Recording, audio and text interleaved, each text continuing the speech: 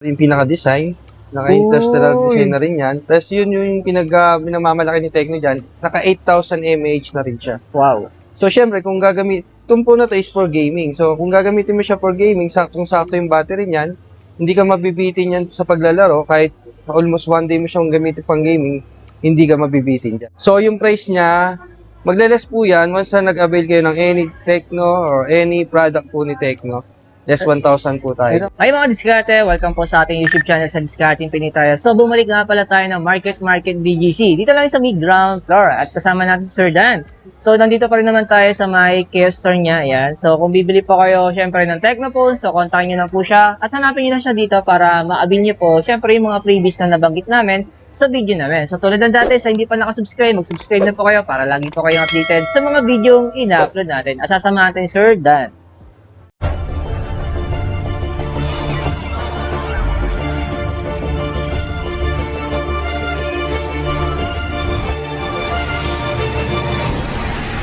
Sir Dan, ano yung pinaka-latest natin sa Tecnophone natin? So, ang mga bago natin sa Tecnophone ngayon, start tayo dito kay Pova Curve 2. So, ito lang naman yung isa sa pinakamataas na battery for the price of $69.99. Okay. Check nyo yung sa rin pinaka-design. Naka-interstellar design na rin yan. Tapos yun yung pinamamalaki ni Tecno dyan, naka 8,000 mAh na rin siya. Wow. So, syempre, itong phone na to is for gaming. So, kung gagamitin mo siya for gaming, saktong-sakto yung battery niyan, hindi ka mabibitin yan sa paglalaro, kahit almost one day mo siyang gamitin pang gaming, hindi ka mabibitin dyan. Wow. Pero sir, yung display niya, Ano na rin yan, naka 1.5K AMOLED display na rin yan. And naka 144Hz refresh rate na rin siya. So, hindi ka talaga mabibitin sa performance. Saka, pagdating sa touch response niya, talagang, siya talaga, mabilis, smooth. Yung mga discard yung battery, 8,000, no? Muntik na maging 10,000. Yan. Tapos fast charger siya. Fast charger na rin po siya. Pero sir, pag mga ganito, so naka-promo naman siya for installment. Yes, naka-promo siya.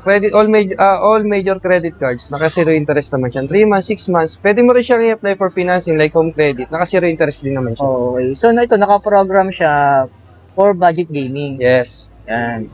Or kung naghahanap talaga si customer ng mga pang-gaming phone, ito yung isa sa mga top 1 na i-recommend ko ngayon. Pero sir, may freebies kayong binibigay dito? Meron siyang previous na wireless buds.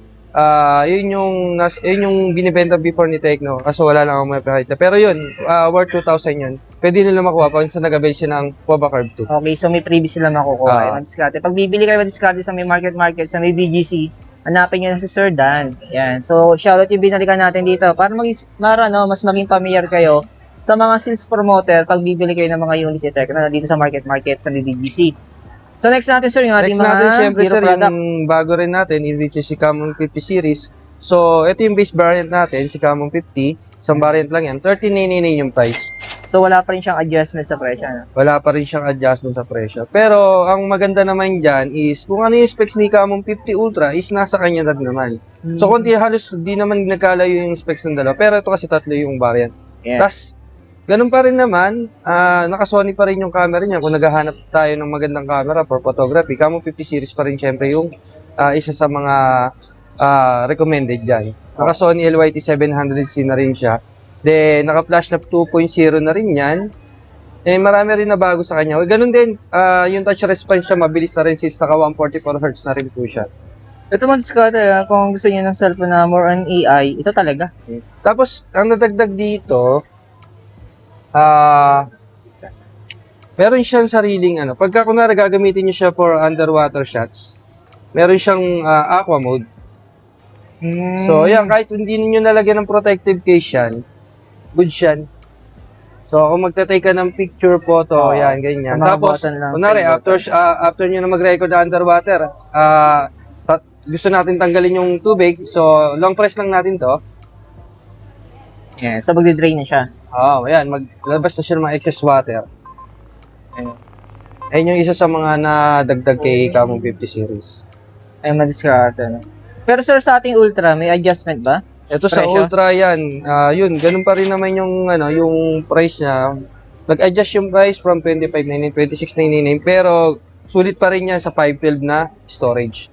So, ito, sa display, pinagkaiba nila, box type, ito naman, naka semi-curve siya. So, yung maganda naman dito, ito na yung pinaka-flagship pagdating kay Camon 50 Ultra. Naka 5G na rin siya. Tapos, yung processor niya, naka 7400 Ultra Ultimate. Then, ito lang din yung phone na meron siyang super zoom telephoto up to 100 times. Tapos, kung familiar po kayo sa eSIM, so alam natin yung eSIM is medyo pricey talaga yung mga eSIM phone. So, starting price natin for eSIM is 20K. Supported na rin po si Camon 50 Ultra niyan.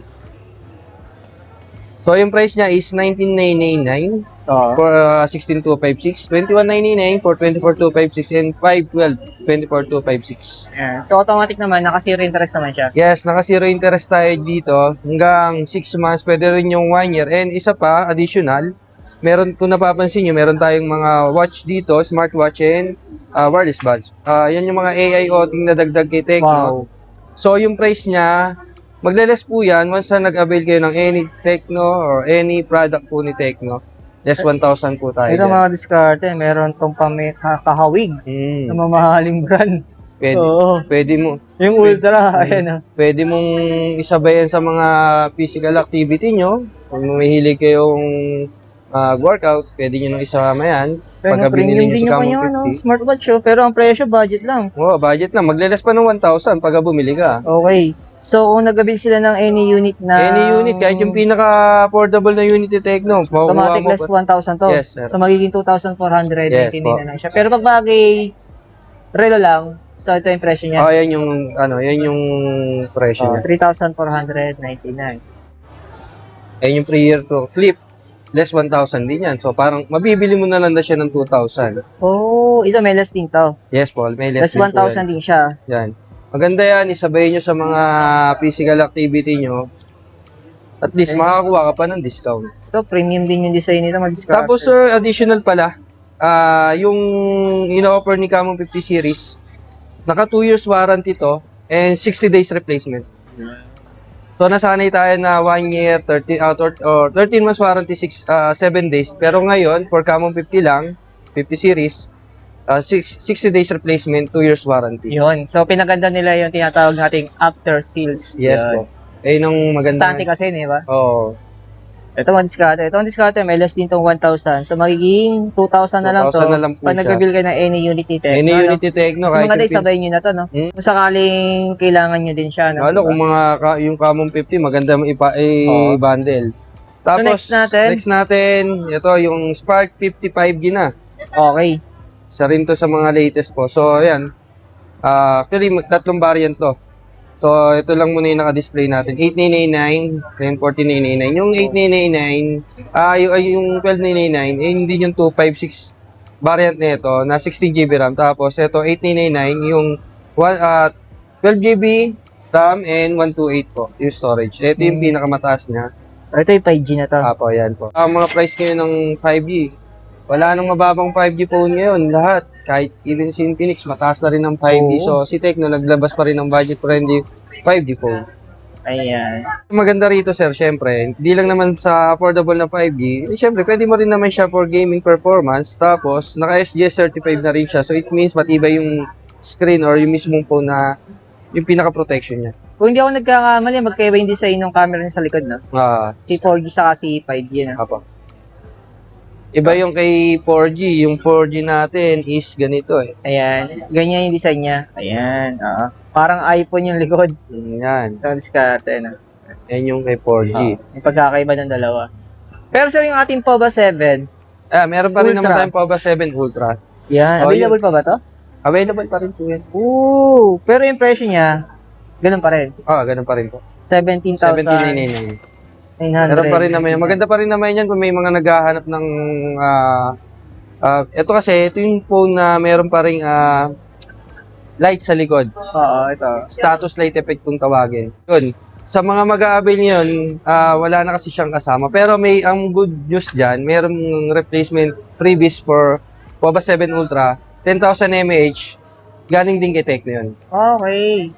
So, yun na lang yung pumalit. Pero kung gagamitan siya ng mga wireless power bank, MagSafe, didikit pa rin siya syempre. Okay. Kasi ito lang naman yung phone ni Tecno na supported ng wireless charging, wireless power. Oo. Sa mga naghahanap naman ng budget-friendly phone, meron tayong Spark Go 3, isa sa mga latest din ni Tecno. So, dalawang variant siya, 4999 and 6599. Yung 4999 natin, yun yung 64GB variant, and yung 6599, yung po yung 128. Yan. So ito ang madiskarte, naulit ko lang, for recap natin. Yung address nila, dito lang po sa may Market, sa may Taguig, sa may BGC. Yes, sir. So dito lang sa may ground floor. Ground floor. Yan, hanapin nyo lang po yung kay store ng Tecno. Siyempre, hanapin si Sir Dan. Ayan. Kung may mga tanong naman kayo at may mga inquiries kayo, so pwede mo kayo mag-direct sa kanya, no? Para magkaroon kayo ng idea kung available ba yung mga units na gusto nyo bilhin bago kayo pumunta dito. Thank you, sir. Thank you. Thank you, sir.